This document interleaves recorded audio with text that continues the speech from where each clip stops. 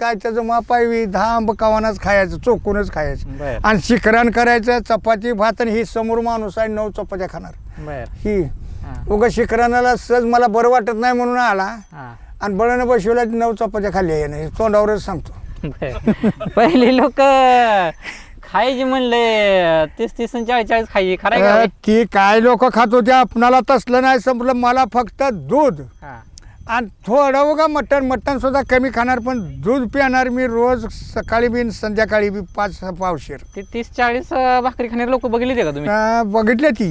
कोण आमचं होते? पाहुणा होता होय. हिथं शिवत हा रुखवत होता, रुखवत. बर मग लग्नात रुखवत एकदा मिरवायचा, ते निहरी एकदा मिरवत न्यायची. हा आणि त्या असाच आमच्यातलाच एक म्हणला, हा त्यात 30 होत्या तेलच्या हा रुखवताच्या. हा आणि ते म्हणला ही जर तुम्ही हे केलं कुणी बी खाऊ द्या म्हणला 10 रुपये देतो. त्या वक्ताला 10 रुपये माझी लय झालं हो. हा 10 रुपये देतो म्हणला, बघू 10 रुपये. हा त्याच्याजवळच रुखवत होता बर आणि 10 रुपये घेतलं, 10 रुपये दिलं त्यानं. हा. कुठलं 30 आणि मटण खाऊन शिने आला होता अजून, चीज रुखवत खाणारा. बर त्या 10 रुपये घेतलं आणि त्या दुसऱ्या जवळ दिलं हा आणि तुळशीच्या वाटेवर बसला आणि तोडून शिनी पाक 30च्या 30 पोळ्या खाल्या. बाबू पवार म्हणून आमचा पाहुणाच होता, खेड्याच होता. बर पण आपणाला नाही सरला 2-3 तेलच्या झाल्या म्हणजे लय शिगलर झाली आपली. हा लय खाणार. एका जागेला एका बैठकीत 30 पोळ्या. एका जाग्याला बसून निवांत अजून सगळी माणसाची लग्नाचं काम तोडूनच खाल्ली.